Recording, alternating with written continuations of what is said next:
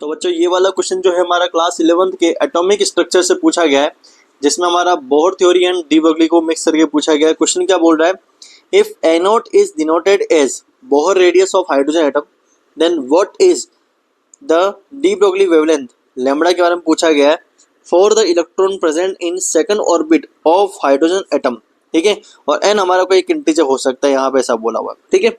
तो पहले काम करते हैं कि बोहर रेडियस का फॉर्मूला जो होता है हमारे पास में वो क्या होता है, ए नोट एन स्क्वायर अपॉन क्या होता है, जेड होता है। अब हाइड्रोजन एटम के लिए अगर बात की जाए, है ना, स्पेशली हाइड्रोजन एटम के लिए जिसमें उसका एन शेल कौन सी, उसका ऑर्बिट कौन सा है, सेकंड ऑर्बिट है, ठीक है। तो अगर इसके लिए बात की जाए तो आर इज इक्वल टू क्या हो सकता है हमारा, ए नोट एन यानी क्या होगा 2 का स्क्वायर अपॉन में जेड कितना हो गया हमारा 1 हो गया, यानी कितना आएगा हमारे पास में, इसका आंसर बनेगा R is equal to 4 a naught हो जाएगा। ऐसा ही कुछ होगा हमारा, R is equal to 4 a naught, इसका ये इसका आंसर बनेगा। ये तो हमने एक बार रेडियस इसकी निकाल दी। अब देखो समझना, डी ब्रोगली और वेवलेंथ, डी ब्रोगली वेवलेंथ जो होती है हमारी, बोहर के रेडियस को जो हम मिक्स करते हैं फॉर्मूला हमारे पास बनता है। देखो कैसे होता है कि डी ब्रोगली के अकॉर्डिंग हमारे पास में lambda is equal to h upon क्या होता है हमारा, एम वी होता है, मतलब मोमेंटम होता है, पी होता है, वो एम वी हो जाता है, ठीक है। और बोहर के अकॉर्डिंग, बोहर ने क्या बोला था कि हमारा जो एम वी आर है वो एन एच अपॉन 2 पाई के बराबर होता है, ठीक है। और ये एम वी आर हमारा उसके जो किस जगह पे घूमेगा उसके बारे में बता रहा है। तो हम ऐसा कह सकते हैं कि m v R is equal to क्या हो सकता है हमारा, 2 pi R is equal to क्या होगा हमारा, एम वी आर हो सकता है, सही है। तो हम ऐसा कह सकते हैं कि m v is equal to क्या आएगा हमारे पास में, 2 पाई की फॉर्म में आ सकता है। तो इस ऊपर वाली इक्वेशन में से अगर मैं ऐसा लिखना चाहूँ कि हमारा m v is equal to h upon lambda है, तो ये बात सही हो जाएगी हमारी, है ना। M v is equal to हमारे पास में क्या होगा, एच अपॉन लेमड़ा होगा। और अगर मैं इसको बोहर वाले में रखूँ, इस वाले में रखूँ, ठीक है, तो इसके अकॉर्डिंग क्या बनेगा हमारे पास में, डेरिवेटिव पार्ट है जो हमने पहले पढ़ा हुआ, लेकिन मैं थोड़ा सा वापस बता रहा हूँ आपको, ठीक है, कि ये हमारा क्या हो जाएगा, हमारा एम वी की जगह पे क्या आएगा हमारा एच अपॉन लेमड़ा इंटू में क्या आएगा हमारे पास में आर इज इक्वल टू क्या आएगा हमारा एन एच अपॉन 2 पाई हो जाएगा। अगर आप यहाँ पे देखेंगे तो हमारे पास में एच से चला जाएगा हमारे पास में, और कुछ जाने वाला नहीं है, ठीक है। तो बचेगा हमारे पास में क्या बचेगा, कि हमारे पास में जो बचने वाला है वो है हमारा 2 pi R is equal to N lambda, सही कह रहे हैं, 2 pi R is equal to N lambda, इसके बारे में बात कर सकते हैं अपन, ठीक है। ये हमारा होता है, हमारा एन लेमड़ा होता है। अच्छा देखो, हमें आर तो अभी पता चल गया, हमें एन इंटीजर बोला हुआ है, तो एन तो हमारा इंटीजर है, लेमड़ा हमें फाइंड आउट करना है, ठीक है। एन हमारा इंटीजर है, लेमड़ा हमें फाइंड आउट करना है, 2 पाई तो वैसा ही रहेगा। और हमारे पास में आर की वैल्यू क्या है, 4 ए नोट, तो R is equal to 4 a naught है। तो हम ऐसा कह सकते हैं कि हमारा 8 पाई ए नोट हो जाएगा, इज इक्वल टू होगा एन लेमड़ा, तो लेमड़ा इज इक्वल टू होगा हमारे पास में 8 पाई ए नोट अपॉन में क्या आएगा हमारा एन आ जाएगा। ये हमारा इसका आंसर बन जाएगा। इसको मैच करो जरा, कहाँ मिल रहा है हमारे पास में, 8 pi A naught upon N, 8 pi A naught upon N, option number second इसका सही आंसर हो जाएगा। देखो बच्चों, ये वाला जो क्वेश्चन है हमारा, ये हमारे क्लास 12 के केमिकल काइनेटिक्स से पूछा गया है। और ऐसा पहले भी क्वेश्चन पूछा गया है जेईई में कितनी बार, कि हमें एक रिएक्शन दी हुई होती है और उसमें हमें उसका ऑर्डर फाइंड आउट करना होता है उसकी डिफरेंट स्टेप के माध्यम से, ठीक है। ये हमारी कॉम्प्लेक्स रिएक्शन है हमारी, जो A2 प्लस B2 मिलके 2AB बन रहा है ना। और कुछ ऐसा ही क्वेश्चन हमारे पास में जेईई में एग्जैक्टली सेम ही पूछा गया था, जहां तक मुझे याद है ये सेम रिपीट ही हो रहा है मुझे, है ना, क्योंकि एग्जैक्टली क्वेश्चन पूछा गया था। इसमें ये 3 स्टेप में हो रहा है, स्टेप नंबर 1, 2 एंड 3। और इसकी सबसे स्लो स्टेप जो हमारी वो कौन सी, सेकंड स्टेप है। आप जानते हो कि जो स्लो स्टेप होती है वो हमारी रेट डिटरमाइनिंग स्टेप होती है, तो उस आरडीएस के थ्रू अपन निकाल सकते हैं उसका क्या, रेट निकाल सकते हैं। तो इसकी रेट का फॉर्मूला क्या बनेगा हमारे पास में, कि K2 और इसके रिएक्टेंट कौन है इस वाले रिएक्शन के अंदर, A एंड B2। अब जरा आप रिएक्शन को देखोगे तो A2 मॉलिक्यूल वो टूट रहा है, A बन रहा है, तो A हमारा क्या है, इंटरमीडिएट है। फिर AB2 मिलकर हमारा AB बना रहा है और B बना रहा है, तो B हमारा फिर से क्या है, इंटरमीडिएट है। और फिर हमारा A और B मिलकर क्या बना रहा है, AB बना रहा है, ठीक है। तो AB हमारे पास में क्या है, प्रोडक्ट है, ए और बी अलग अलग, A only A and only B हमारा इंटरमीडिएट है, A2 एंड B2 जो होता है हमारा वो हमारा क्या है, रिएक्टेंट है। ठीक है, तो आप जानते हो कि कभी भी आप इस वाली जो रेट इक्वेशन होती है उसके अंदर कभी भी आप यहाँ पर इस जगह पे कभी भी आप इंटरमीडिएट को नहीं ले सकते हो, है ना।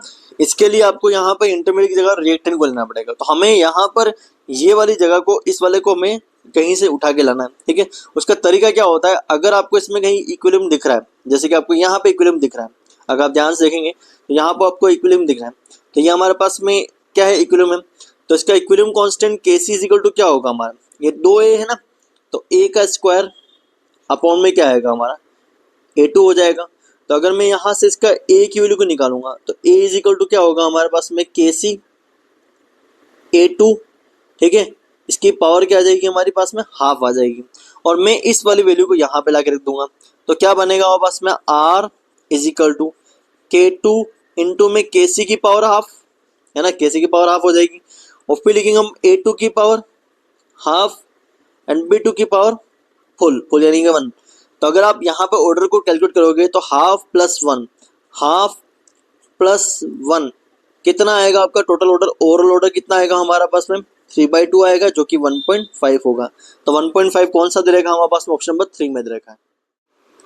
तो बेटा ये वाला जो क्वेश्चन है हमारा वो क्लास 11th के जो इक्विलिब्रियम चैप्टर है वहाँ से क्वेश्चन पूछा गया है।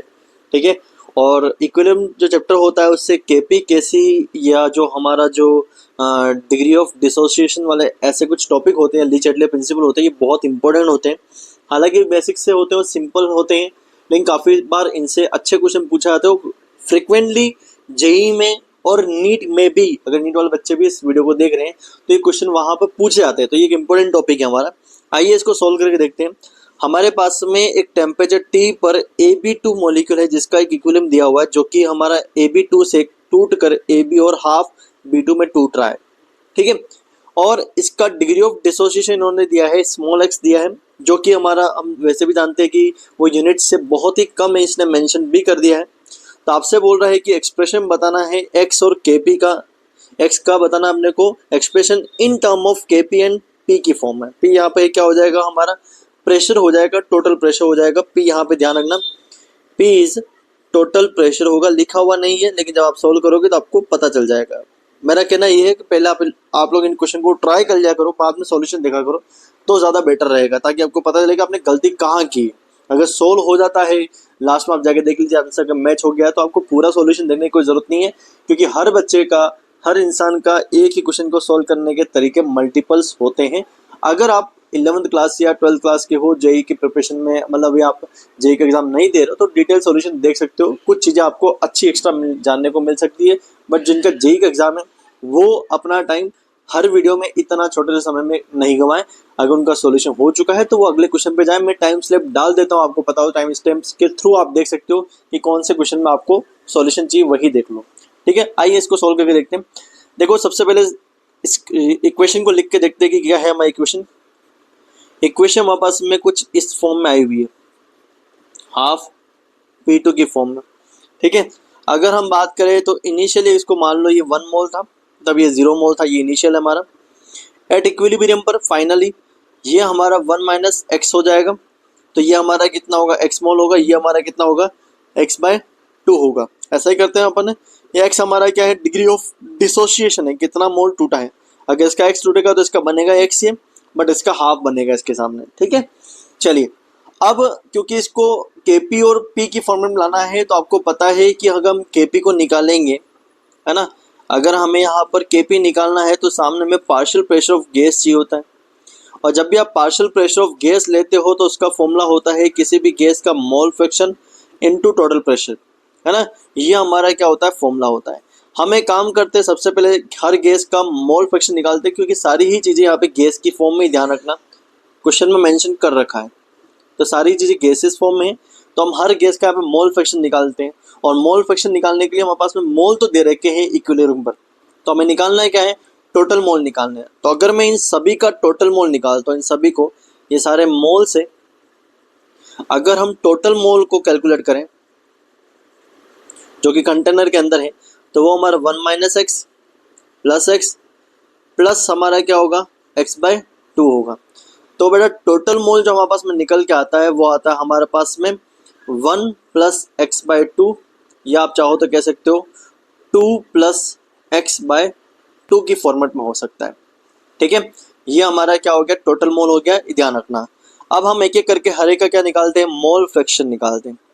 मोल फ्रैक्शन, सबसे पहले मैं मोल फ्रैक्शन निकाल रहा हूँ किसका, Ab2 यानी कि रिएक्टेंट का।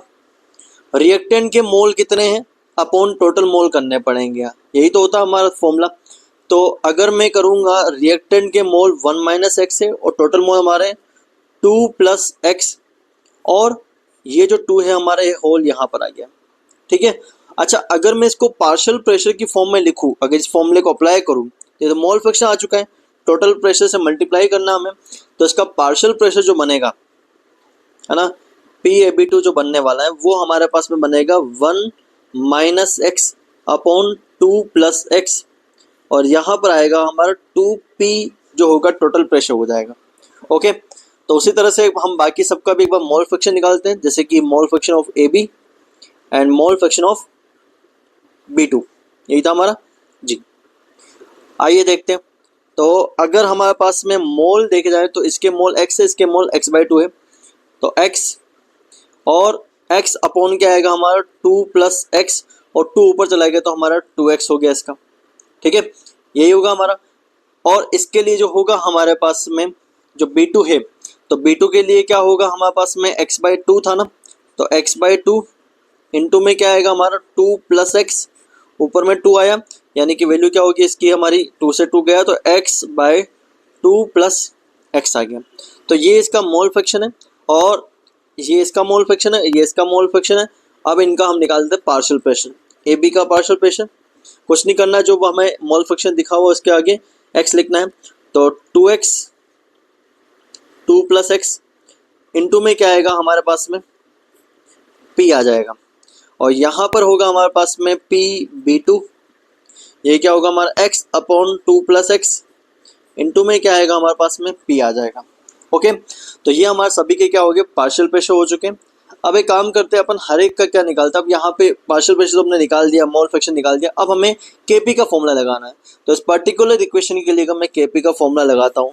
तो आप देखो बेटा, आप लोगों को पता होगा Kp का फॉर्मूला क्या होता है, कि हमारा जो प्रोडक्ट के जो हमारा पार्शियल प्रेशर है अपॉन में क्या आएगा रिएक्टेंट का। तो मैं इसका Kp का फॉर्मूला लिखता हूँ। Kp इज इक्वल टू बनना चाहिए हमारे पास में, ऊपर था हमारे पास में AB था ना, तो partial pressure of AB multiply में पार्शियल प्रेशर ऑफ B2 की पावर क्या आएगी हमारी, हाफ आएगी। ठीक है, अपॉन में क्या आएगा पार्शियल प्रेशर ऑफ AB2, ये होगा। और हमने हर एक का पार्शियल प्रेशर निकाल रखा है, हमें पता ही है हर एक का पार्शियल प्रेशर। तो एक काम करते हैं, तो सबसे पहले हम पार्शियल प्रेशर ले लेते हैं, किसका पार्शियल प्रेशर लेंगे हम, AB का। तो AB का यहाँ पे लिखा हुआ हमारे पास में, तो क्या होगा हमारा 2x upon 2 plus x into में क्या हुआ हमारा P इंटू, ठीक है।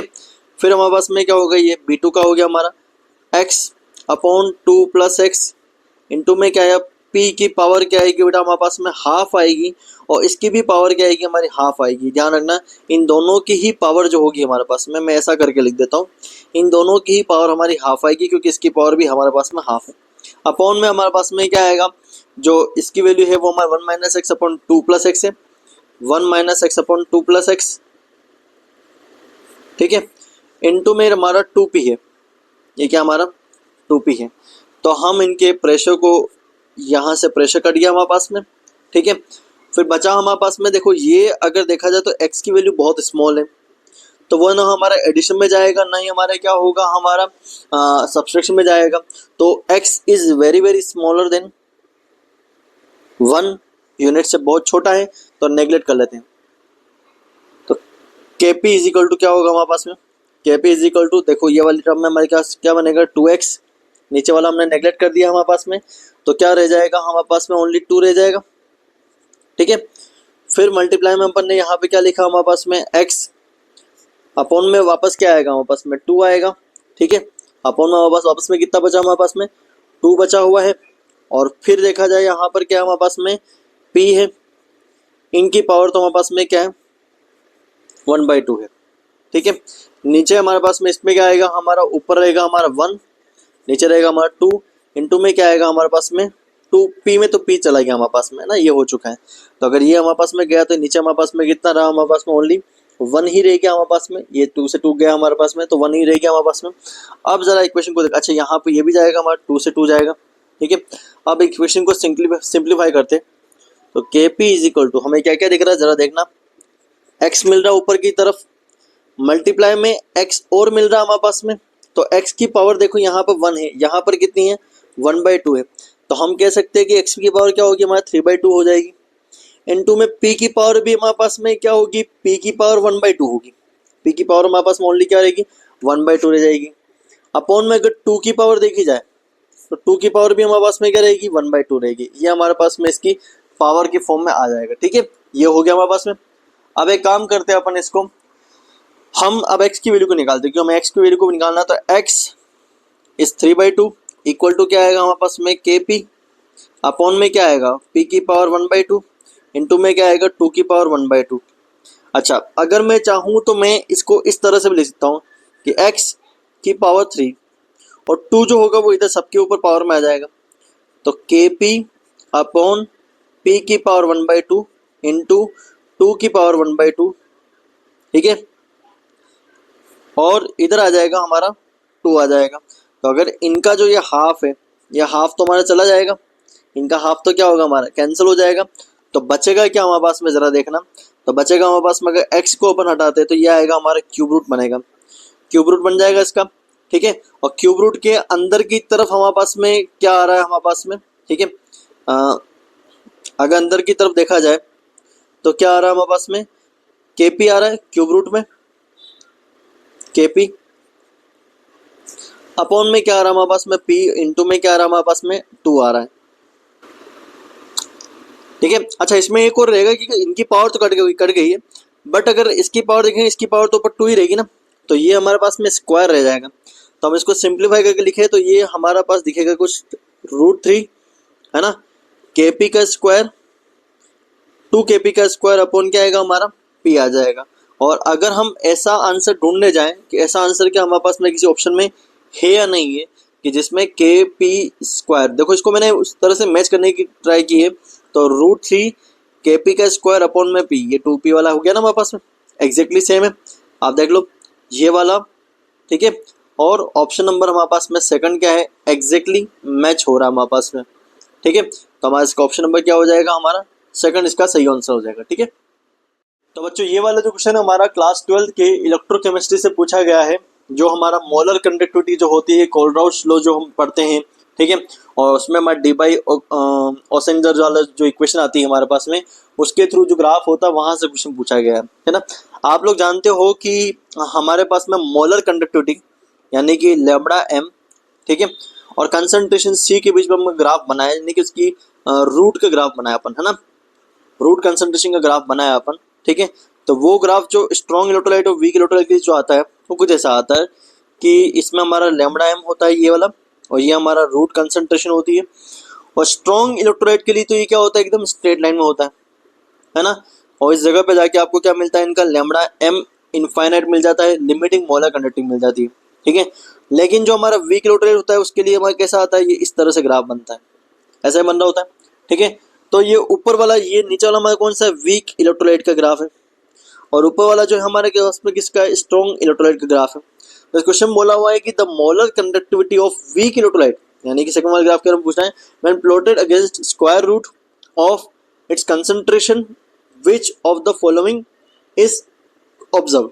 जो क्या बोल रहा है कि जैसे जैसे मैं कंसंट्रेशन को यहाँ पर, है ना, ये वैसे लेमड़ा ये कंसंट्रेशन, रूट कंसंट्रेशन जो है हमारे पास में, ये बेसिकली यहाँ जो होता है कंसंट्रेशन जैसे हम बढ़ा रहे हैं, ठीक है, वैसे वैसे इसकी क्या हो रही है, लैम्बडा एम कम हो रही है, दिख रहा है आपको।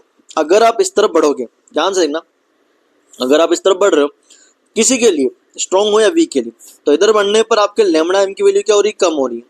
अब स्ट्रॉन्ग के लिए तो क्या हो रही है, एक जैसी हो रही है, ये कैसे हो रही है हमारी, एक जैसी कंसंट्रेशन कम हो रही है। बट वीक में क्या हो रहा है, एकदम फटाफट फटाफट क्या हो रही, कमी आ रही है ना। तो ये क्विकली कम हो रहा है, जितना कंसंट्रेशन आप कम करोगे, है ना, जितना आप कंसंट्रेशन, सॉरी उल्टा बोल दिया मैंने, जितना कंसंट्रेशन आप बढ़ाओगे उतना जल्दी जल्दी हमारा लैम्बडा एम क्या होगा, कम होता जाएगा। तो यहाँ पर वही होगा हमारे पास में कि मोलर कंडक्टिविटी जो होगी इनकी वो क्या होगी, डिक्रीज होगी। पहली बात तो ढूंढो डिक्रीज कहाँ है, डिक्रीज ऑप्शन नंबर फर्स्ट में है ना, एंड डिक्रीज ऑप्शन नंबर हमारे पास में कौन से में आ रहा है, फोर्थ में आ रहा है। ठीक है, तो molar conductivity decrease sharply with increasing in concentration, तो शार्पली हो रहा है ना इसके अंदर, है ना। तो ये हमारे पास में क्या हो रहा है, शार्पली क्या हो रहा है हमारे पास में, कम होता जा रहा है। ठीक है, अच्छा इसको अपन डाइल्यूशन के अकॉर्डिंग भी कर सकते हैं, है ना, कि क्योंकि कंसंट्रेशन और जो डाइल्यूशन होता है हमारे पास में वो एक दूसरे के इन्वर्सली प्रोपोर्शनल होता है। तो हम ऐसा भी कह सकते हैं कि कंसंट्रेशन बढ़ाने पर लैम्बडा एम क्या हो रही है हमारे पास में, फटाफट फटाफट शार्पली क्या हो रही, कम हो रही है। बट डाइल्यूशन बढ़ाने पर, है ना, लैम्बडा एम हमारे पास में फटाफट फटाफट क्या होगी, हमारे पास में इंक्रीज होगी, शार्पली ये भी क्या होगा, इंक्रीज होगा। तो हमारे पास में अगर हम डाइल्यूशन की फॉर्म में देखें तो इंक्रीज होना चाहिए। ठीक है, और अगर कंसंट्रेशन की टर्म में देखें तो डिक्रीज होना चाहिए, बट इसमें भी दोनों ही केस में शार्पली होना चाहिए। तो इस वाले में हमारे पास में शार्पली नहीं दे रखा, इसमें स्मॉल दे रखा, तो ये वाला तो हमारे पास बढ़ जाएगा। तो ऑप्शन नंबर 1 इसका सही आंसर हो जाएगा। देखो बच्चों, ये अगेन हमारा एक क्वेश्चन जो है हमारा वो इलेक्ट्रोकेमिस्ट्री जो क्लास 12 का है वहां से क्वेश्चन पूछा गया है। आप इसको रेडॉक्स से भी कैलकुलेट कर सकते हो, रेडॉक्स जो रिएक्शन होती है वहां से भी ले सकते हो, जो कि हमारे क्लास 11 के अंदर होता है, या पी ब्लॉक या जो हमारे पास में ब्लॉक केमिस्ट्री होती है वहां से ले सकते हो। बहुत सिंपल सा क्वेश्चन है। ठीक है, ये बोला स्टैंडर्ड रिडक्शन पोटेंशियल दे रखी है हमारे पास में। देखो सारी चीजें स्टैंडर्ड रिडक्शन पोटेंशियल के अंदर दे रखी है। देखो इसका भी क्या हो रहा है, रिडक्शन हो रहा है हमारे पास में, +3 से +1 जा रहा है, 0 हो रहा है, +4 से +2 हो रहा है, +4 से +2 हो रहा है, +3 से 0 हो रहा है, सब में रिडक्शन हो रहा है। तो standard reduction potential of some of the p block ion are given below. Predict the one with the strongest oxidizing capacity. देखो स्ट्रॉन्गेस्ट ऑक्सीडाइजिंग एजेंट वो होगा जिसका रिडक्शन पोटेंशियल सबसे ज्यादा होगा। समझना ध्यान से, स्ट्रॉन्ग क्या बनाना हमें, ऑक्सीडाइजिंग एजेंट है, तो वो हमारा क्या होना चाहिए, इजीली क्या होना चाहिए, हमारा रिड्यूस होना चाहिए। और इजीली रिड्यूस होने के लिए उसके लिए हाई क्या होनी चाहिए, स्टैंडर्ड रिडक्शन पोटेंशियल होना चाहिए। तो आपको ये ढूंढना इनमें सबसे ज्यादा high standard reduction potential value किसकी है। और अगर आप ध्यान से देखोगे, मैथ्स थोड़ी बहुत आती है, तो आपको पता चलेगा कि ऑप्शन नंबर 2 जो है वो हाईएस्ट स्टैंडर्ड रिडक्शन पोटेंशियल की वैल्यू बता रहा है। ये जो मैंने वैल्यू यहाँ पे लिखी हुई है हमने, वो यहाँ पे स्टैंडर्ड रिडक्शन पोटेंशियल की है। तो इसका आंसर नंबर 2 इसका सही हो जाएगा। देखो बच्चों, ये वाला जो क्वेश्चन है हमारा वो क्लास 12 के सॉल्यूशन वाला जो चैप्टर है वहां से क्वेश्चन आपको पूछा गया है। यहाँ पे आपको 2 तरह के सॉल्ट दे रखे हैं, एक AX2 एंड एक आपको दे रखा है AY2 दे रखा है ना।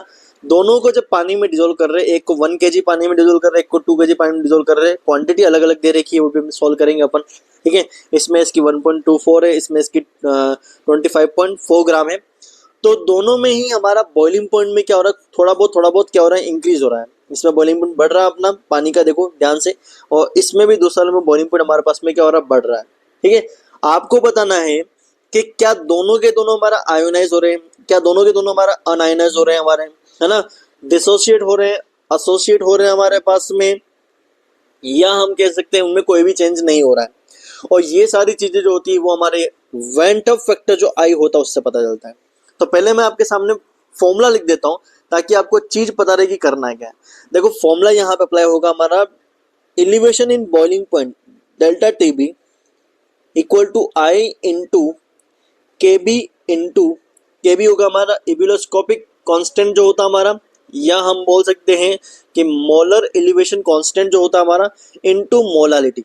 ये हमारा क्या होता है, फॉर्मूला होता है। ठीक है, और बच्चों मैं मोलारिटी के फॉर्मूला को यूज करता हूं कि mass of solute upon molar mass of solute, A मेरा सोल्यूट होता है हमारा, 1000 अपॉन मास ऑफ सॉल्वेंट, ये तब जब वो हमारा सॉल्वेंट ग्राम में हो।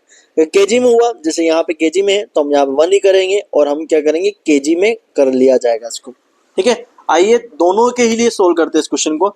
सबसे पहले हमने लिया है कौन सा, AX2 को लिया, AX2 को लेते हैं हम। ठीक है, AX2 को लिया हमने। सबसे पहले AX2 के अंदर देखे तो कितना फर्क आ रहा है, ध्यान से देखो। 100 डिग्री का वाटर का होता है, यहाँ पे कितना आ रहा है हमारा डेल्टा TB कितना आ रहा है, 100 से बढ़ के हमारा 0.156 हो गया, यानी कि डेल्टा TB के लिए क्या हुई है हमारे पास में 0.0156 हुआ, यही है। ठीक है, इक्वल टू आई हमें निकालना है। अगर आई हमारा मोर देन वन हुआ तो हमारा डिसोसिएट हुआ होगा, और आई हमारा लेस देन वन हुआ तो हमारा एसोसिएशन होगा। इनटू में क्या आएगा हमारा केबी, केबी वाटर का हमारा कांस्टेंट है 0.52 0.52, ये हो गया हमारा। फिर देखो बेटा, फिर क्या आएगा हमारे पास में, सोल्यूट का मास देखो, सोल्यूट का मास देखो यहाँ पे ध्यान से देखना कितना है, 1.24 है ना, 1.24 1.24 divide by molar mass given है, देखो कितना 124 124 इंटू में 1 kg अपॉन में 1 हुआ। कुछ कैलकुलेशन तो यहीं से कर लेते हैं, जैसे कि ये हो गया हमारा 10⁻² पावर माइनस का 2 हो गया, ये 1 हो चुका हमारे पास में, ठीक है। यहाँ पे हमारे पास में ये हो चुका है, ठीक है। फिर अगर मैं इसको करूँगा तो ये आएगा हमारे पास में 10⁻² पावर माइनस का कितना हो हमारे पास में 4 हो चुका है, ठीक है। अब इसको हम आई को लाते हैं, आई की वैल्यू को सोल्व करते हैं, तो आई इज इक्वल टू हमारे पास में क्या होगा 156 इंटू में पॉइंट, इसको भी कम सोल्व कर देंगे, इसको भी देखो, इसको भी सोल्व कर लेते हैं, तो ये भी हमारे पास में होगा कितना 10⁻² पावर हमारे पास में हो गया, हाँ 2 यहाँ पर आएगा तो -4 ये भी हो जाएगा, टोटल -4 हो गया, ठीक है। तो हमने इसको कर दिया कितना 52 कर दिया, 52 हो गया हमारे पास में, ठीक है। आई अच्छा ये तो नीचे आएगा, सॉरी, हाँ 52 नीचे आएगा हमारे पास में, 52 हो गया हमारे पास में, ये हो गया 1 हो गया हमारे पास में, पावर ही रहेगी हमारे, और ये जब हमारा हो गया पावर एक दूसरे से सोल्व हो चुके हैं हमारे पास में, ठीक है। अगर मैं इस पावर को इधर लेके आऊँगा, हाँ ये थोड़ा सा गड़बड़ है, यहाँ पे प्लस का 4 आएगा, छोटी सी मिस्टेक है, सोल्व कर लेते हैं। तो हमने इसको प्लस का 4 ही करा, ठीक है, ये तो आप समझ जाओगे। तो हम इन दोनों पावर को काटेंगे तो कट गया, हमारा पावर वाला मामला खत्म हो चुका है यहाँ पे। तो 156 अपॉन में क्या आ गया हमारे पास में 52 आ चुका है, और अगर मैं इसको देखूंगा तो इनका रेशो जो बन रहा है वो लगभग लगभग हमारे पास में 3 बन रहा है, यानी कि AX2 वाला पार्ट है वो हमारा क्या हो रहा है, आयोनाइज हो रहा है, आयोनाइज हो रहा है, क्योंकि इसका आई की वैल्यू है मोर देन 1, ठीक है। सिमिलरली सेम तरीके से हमें AY2 के लिए करना है, AY2 के लिए, ठीक है। कैसे होगा, AY2 का सबसे पहले आप देखो कितना हमारे पास में आ रहा है, इसका बॉइलिंग पॉइंट में एलिवेशन वो आ रहा है हमारे पास में 0.260 आ रहा है, 0.0260 आ रहा है, इक्वल टू आई रहेगा इंटू में 0.52 रहेगा, ठीक है। एंड ये 2 kg है, इतना तो मुझे पता है, ठीक है। ये हमारा कितना है 2 kg है, थोड़ा सा जगह बनाओ, 0.0260 आई इंटू 0.52, और ये होगा हमारा 1/2 kg, 2 kg तो है ही, और वैल्यू जो रहेगी 25.4, और मोलर मास है 250, तो वैल्यू है हमारे 25.4 और मोलर मास है हमारा 250, ठीक है। तो अगर इसको हम सोल्व करें तो ये हमारे पास में बन चुका है, इस बार गलती नहीं करना है, ये 10⁻4 हुआ हमारे पास में, ठीक है। ये हमारे पास में हट गए तो ये बन गया हमारे पास में 10⁻⁻ समथिंग हो गया हमारे पास में कितना -3 हो गया, ठीक है, -3 हो चुका है। ये दोनों मल्टीप्लाई हो गया हमारे पास में 500 हो चुके हैं, ठीक है। इन दोनों को हमने 500 कर दिया, बाकी हम आगे आई को सोल्व करते हैं। देखो आई इज इक्वल टू हमारे पास में क्या होगा, अगर आई इज इक्वल टू हम करें तो आई इज इक्वल टू होगा हमारे पास में 260, है ना, 260 अपॉन में कितना आएगा हमारे पास में 52 आएगा, इनटू में हमारे पास में कितना आएगा 1/254 आएगा हमारा, ठीक है, 1/254 आ गया, और ये 500 हमारा ऊपर चला जाएगा, 500 हमारा ऊपर हो गया, और 2 को तो हमने इसके साथ में कर दिया, और कोई बचा नहीं है हमारे पास में। अगर इस सबको सोल्व करें अपन तो इसकी वैल्यू समथिंग आनी चाहिए। देखो ये तो जो हो जाएगा हमारा, ये तो हमारा 5 बार लग रहा है, 5 बार हो रहा है, ये 5 टाइम हो रहा है हमारे पास में, ठीक है। और एक इनकी पावर को भी लिखना था ना मैं, तो पावर जो है वो यहाँ पे कहाँ हमारे पास में, इसकी पावर आएगी 10⁻4, है ना, नीचे रह जाएगा 10⁻4, और ये 10 हमारे पास में कितना रहेगा 3 होगा, तो पावर इसके पास बन जाएगी टोटल 10⁻⁻1 हो जाएगा हमारे पास में, ठीक है। 1 हुआ यानी कि 10 ये हो गया हमारे पास में 1/10 हो गया, तो ये हमारे पास में 50 हो गया हमारे पास में, ठीक है। 50 हो गया तो हमारे पास में दोनों मिलके हो गए, हमारे पास में कितना हो गया 250 हो गया, है ना, 250 बटा 254 हो गया। तो आई आपको लग रहा है यहाँ पे दिख रहा है, सोल्व करने की जरूरत भी नहीं है। आई की वैल्यू हमारे पास में जो है वो लेस देन क्या आ रही 1 आ रही, यानी कि हमारा अनआयोनाइज हो रहा है, ये हमारे पास में क्या हो रहा है अनआयोनाइज्ड है, ठीक है।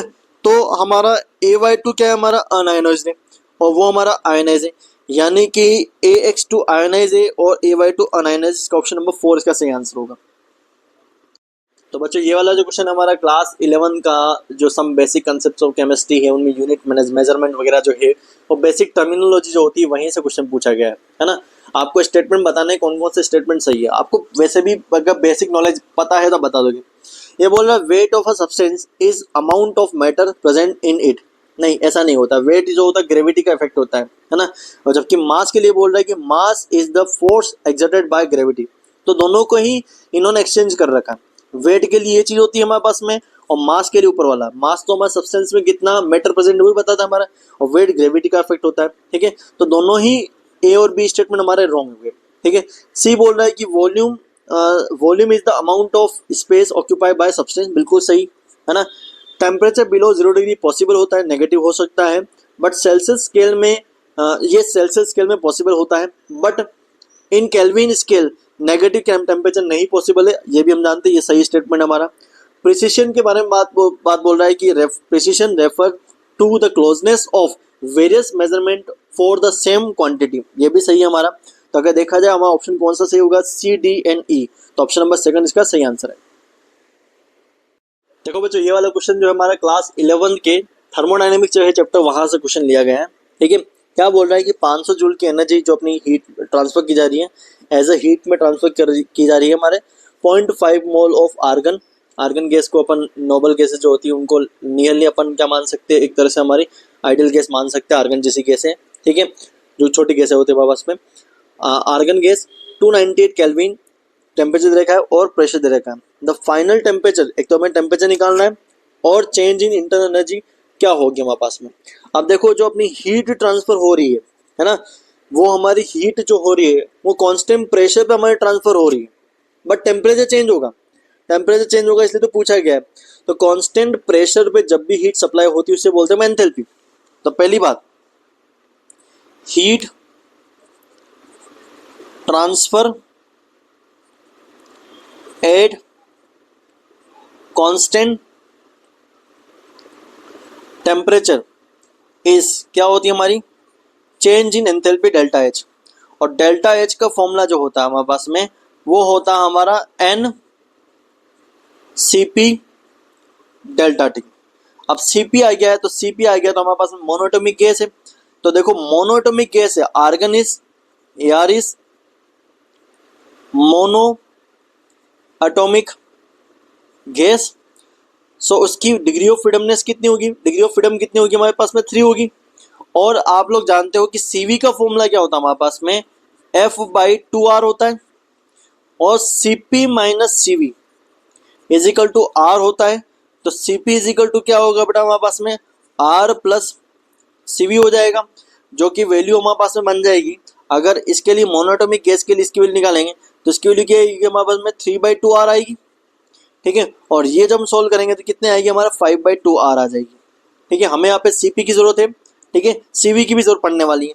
तो इस वाले पर्टिकुलर फॉर्मूले में जरूरत किसकी पड़ रही है, CP की जरूरत पड़ रही है। तो CP हमने निकाल दिया है। ठीक है, अब देखे जरा, तो देखो डेल्टा H हमें दे रखा है, यहाँ लिख देता हूँ मैं। ठीक है, डेल्टा H की वैल्यू हमारे पास में कितनी है, डेल्टा H 500 जूल है, 500 जूल है हमारे पास। ठीक है, और अगर हम इसके हम बात करें कि 500 जूल है हमारे पास में हीट, मोल कितना दे रखा, 0.52 दे रखा है।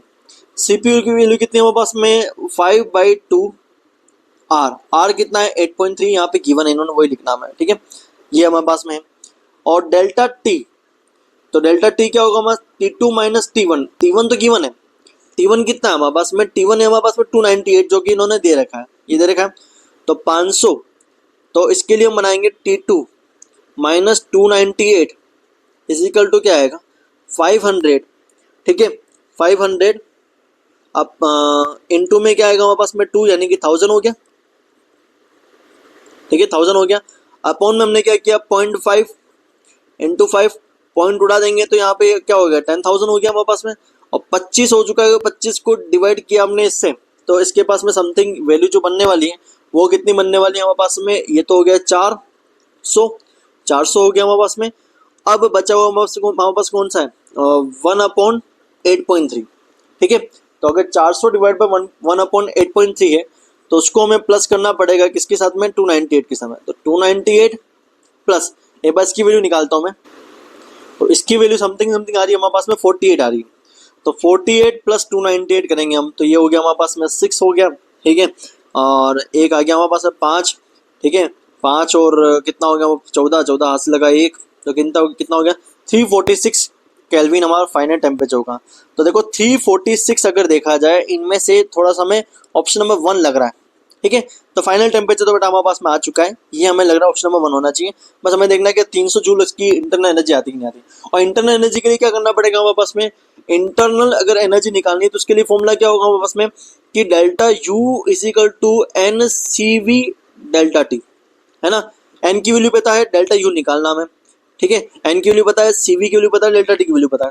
तो देखो delta U is equal to n कितना है 0.5, सी वी कितना होगा हमारा, ये देखो 3/2 आर लिखा था, 3/2। डेल्टा टी कितना है, देखो 346 माइनस 298, अरे अभी निकाला, अभी तो था हमने, ठीक है।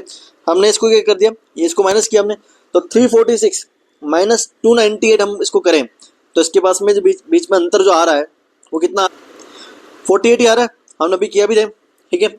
तो 0.5, इसको एक काम करते हैं 1.5 कर दिया, अपॉन में 2 कर दिया, और ये हो गया हमारे पास में 48 जो गया तो ये हो जाएगा हमारे पास में कटकुटा के 1.5 इंटू में 24 आ गया हमारा।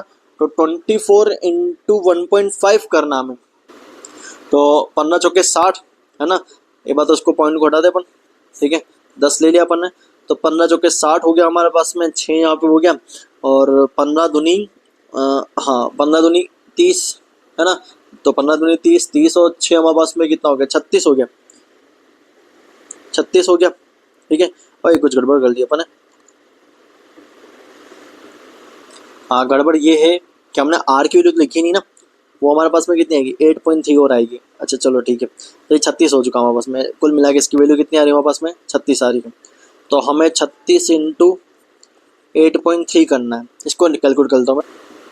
तो ये आ रहा हमारा 298 समथिंग आ रहा है, ये 298.8 आ रहा है, लगभग लगभग 300 कह सकते हैं, 300 केल्विन, है ना।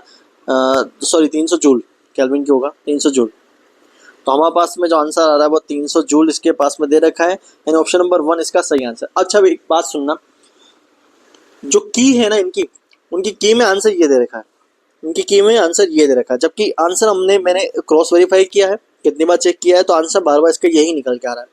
अगर किसी बच्चे को इसका कोई सॉल्यूशन लगता है या लगे कि मैंने कोई गलती की यहाँ पे, तो वो कमेंट में खुल के लिख सकता है कि आपने यहाँ पे ये गड़बड़ की है ना। मैंने क्रॉस चेक कर लिया है, हर तरह से देख लिया, इसको परफेक्टली देखा हुआ है, बार बार आंसर हमारे पास में क्या आ रहा है, फर्स्ट वाला ऑप्शन ही आ रहा है। अगर किसी को लगे कि सर यहाँ या आपने कुछ किया है तो प्लीज़ मेंशन कर देना, क्योंकि वैसे भी हो सकता है जल्दबाजी में किया हो, तो हो सकता है मैंने कोई गड़बड़ कर भी दी हो, लेकिन मुझे लगता नहीं है कि मैंने क्रॉस वेरीफाई 2-3 बार कर लिया, ठीक है। अगर ऐसा कुछ लगे बताना, वरना मुझे लगता है यहाँ पे इनके ऑप्शन में गड़बड़ है, ठीक है। तो आंसर इसका फर्स्ट, इसका आंसर सही है। अगला क्वेश्चन जो है हमारा वो क्लास 12 के इलेक्ट्रोकेमिस्ट्री जो होता है उसकी नर्स इक्वेशन से क्वेश्चन पूछा हुआ है। एक बार नर्स इक्वेशन जो होती है हमारी वो क्या होती है, E cell is equal to E naught cell minus R T n F l n Q, ये कुछ होता है, ठीक है। और इन्होंने यहाँ पे जो इक्वेशन लिखी है उसकी अगर मैं एक सेल इक्वेशन बनाऊं तो उसका मतलब क्या बन रहा है इसकी सेल इक्वेशन का, इसको हम साइड में कर लेते हैं, छोटा सा बना लेते हैं इसको, तो ठीक है, ये हमारी इक्वेशन होती है। हाँ अगर मैं इसकी सेल इक्वेशन बनाने बैठूं तो इसकी सेल इक्वेशन क्या होगी हमारी, एम जी से क्या बन रहा है हमारा, Mg2+ बन रहा है बाय डोनेशन ऑफ 2 इलेक्ट्रॉन, ये एनोड साइड है और ये कैथोड साइड है। वहीं पे हमारा Ag+ जो होता है वो इलेक्ट्रॉन को गेन करता है और क्या बना था हमारा, Ag बनाता है। दोनों को इक्वल करने के मुझे इसको 2 से मल्टीप्लाई करना पड़ेगा और ये 2 हो जाएगा हमारे पास में, और नेट इक्वेशन में हमारे पास में ये हट जाएगा और Mg सॉलिड ही रहेगा, और 2Ag हमारे पास में प्लस क्या हमारा एक्वस है, ठीक है, इक्वल टू क्या होगा हमारा Mg2+ क्या होगा हमारा एक्वस, और 2Ag हमारे पास में क्या होगा सॉलिड, ये हमारा इक्वेशन बनेगी। अगर मैं इसके लिए नॉट्स इक्वेशन बनाऊं तो इसकी नॉट्स इक्वेशन क्या बनेगी हमारी, E cell is equal to E naught cell minus R T, n की वैल्यू क्या होगी हमारे 2, क्योंकि 2 इलेक्ट्रॉन थे, कैंसिल आउट जो हुए थे हमारे पास, नेट ट्रांसफर इलेक्ट्रॉन कितना था हमारा 2 का था, 2f ln। ऊपर कौन आएगा हमारे पास में, प्रोडक्ट आएगा, तो प्रोडक्ट आ गया हमारे पास में, ऊपर क्या आएगा हमारे पास में Mg2 प्लस, और नीचे क्या आएगा हमारे पास में Ag प्लस का स्क्वायर। हाँ ये भी हो सकता है अगर मैंने इसको प्लस को, इस माइनस को प्लस बना दिया हो, E naught cell plus R T 2f ln, तो Ag प्लस जो होगा वो हमारा ऊपर आ जाएगा और Mg2 प्लस अंदर रहेगा, हाँ Mg2 प्लस हमारे नीचे रह जाएगा। तो अगर हम इसको मैच करें कि कौन सा आंसर इसके लिए सही मैच हो रहा है हमारे पास में, तो हमें दिखेगा कि इससे सबसे बेटर जो आंसर जो होगा हमारे पास में Ag वाला, जो ये हमारे पास ऑप्शन नंबर सी जो इसका सही मैच हो रहा है। अच्छा ऊपर Mg वाला चेक कर लेते हैं, हमारा Mg वाला कितना मैच हो रहा है। Mg वाला मैच हो जाता बट इसने स्क्वायर लगाया होता तो, है ना, तो अदरवाइज ये मैच नहीं हो रहा है। तो हमारे पास में सही आंसर कौन सा आएगा, थर्ड वाला इसका सही आंसर होगा। अगेन ये क्वेश्चन हमारे पास में जो है वो क्लास 11th नहीं क्लास 12th का सॉल्यूशन चैप्टर है, वहां से पूछा गया, उसके वेंट ऑफ फैक्टर से पूछा गया है। ठीक है, एक कोई AB2 सॉलिड है जिसका डिसोसिएशन जो हो रहा है हमारा 30% हो रहा है। ठीक है, हमें उसके वेंट ऑफ फैक्टर I की वैल्यू बतानी है। वेंट ऑफ फैक्टर क्या होता है हमारे पास में I, कि आफ्टर सॉल्यूशन कितने मॉलिक्यूल हैं, आफ्टर सॉल्यूशन मॉलिक्यूल कितने हैं, और बिफोर सॉल्यूशन जो आपने ऐड किया था कितने मॉलिक्यूल है। सिंपल सा वंडा ये होता है। अगर मैं इस पे सिंपल मैथमेटिक भी लगाऊं, है ना, हम फॉर्मूला वगैरह की तरफ नहीं जाएं, तो A टू B जो होगा वो डिसोशिएट कौन सी फॉर्म में होगा हमारे पास में, अगर सॉल्यूशन बनाएंगे उसमें पानी डालेंगे तो बनाएगा 2AB 2A प्लस मान लो इसको, और B2 माइनस। बिफोर सॉल्यूशन हमने लिया होगा तो वो कितना होगा, 1 मोल होगा। बिफोर मान लो कितना हमारे पास में 1 मोल है, तब ये बिल्कुल हो गया नहीं, पानी जब ऐड किया ही नहीं होगा। अगर हम बात करें आफ्टर में, तो वो हमारा 1 में से जो 1 है हमारा, ठीक है, वो हमारा क्या होगा, टूट जाएगा। कितने पार्ट में टूटेगा, हमारा x पार्ट में टूट गया, तो ये होगा हमारा 2x पार्ट हो गया, और ये हमारा x होगा। x यहाँ पे क्या होगा, डिग्री ऑफ डिसोसिएशन होगा। ठीक है, x इज इक्वल टू क्या, हमारा डिग्री ऑफ डिसोसिएशन, जो कि कितना देखा हमें 30% है। तो 30% को हम डिग्री ऑफ डिसोसिएशन में क्या लिखते हैं, हम क्या लिखते हैं, 0.3 लिखते हैं, याद है ना, वो हमारा फ्रैक्शन वैल्यू होती है। तो अगर हम देखें टोटल मॉलिक्यूल आफ्टर सॉल्यूशन में कितने हैं हमारे पास में, है ना, हो सकता है इक्विलिब्रियम में हो यहाँ पे, तो टोटल कितने हमारे पास में, टोटल अगर देखे जाए टोटल वो कितने हमारे पास में 1 minus x plus 2x plus x, तो हमारे पास में कितना आ रहा है 1 प्लस 2x आ रहा है। ये हमारे पास में कौन सा है, हमारे पास में आफ्टर वाली कहानी है, आफ्टर।